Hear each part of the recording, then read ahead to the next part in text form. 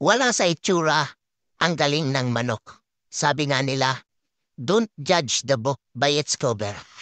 Malalaman lang natin ang galing ng manok kapag nanalo na siya sa laban, mga idol. Yan ang inyong tatandaan. So, hindi po basihan ang itsura. Ilaban niyo muna para malaman niyo kung talagang magaling, mga.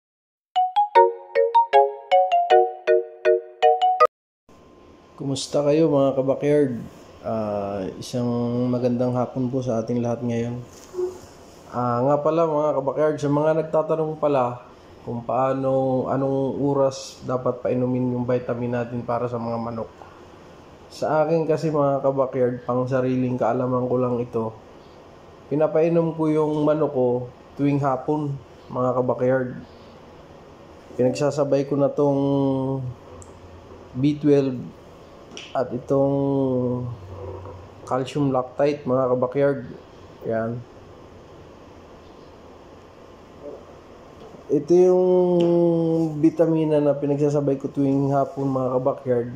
Ang iba kasi umaga sila nagpapainom. Ako kasi mga kabakyard, para sa akin mas effective yung gamot kapag sa hapon, dahil ang hapon kasi hindi na gumagalaw yung manok noon, saka ang manok noon mga kabakyard nagpapahinga na, kaya yung vitamina ng pinapainom nating mga vitamina para sa manok doon nagsisirculate talaga sa mismong katawan nila, yung mga vitamina na yung mga kabakyard.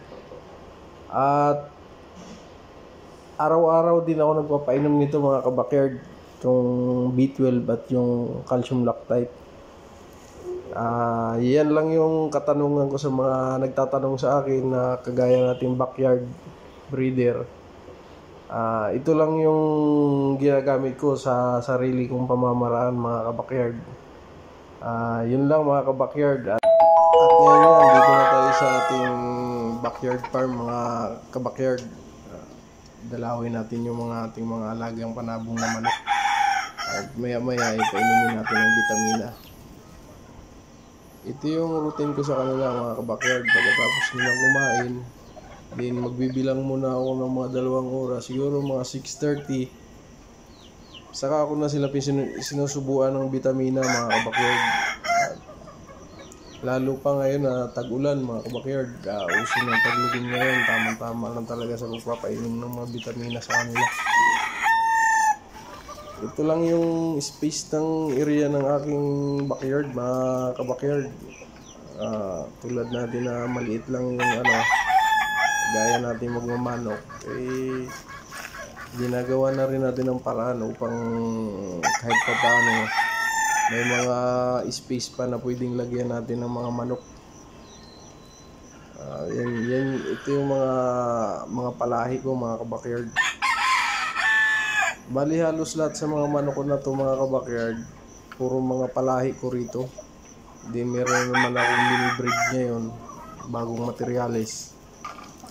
Yan lang yung mga routine ko mga kabakyard. Yung mga babae ko, nakaalpas yan sila.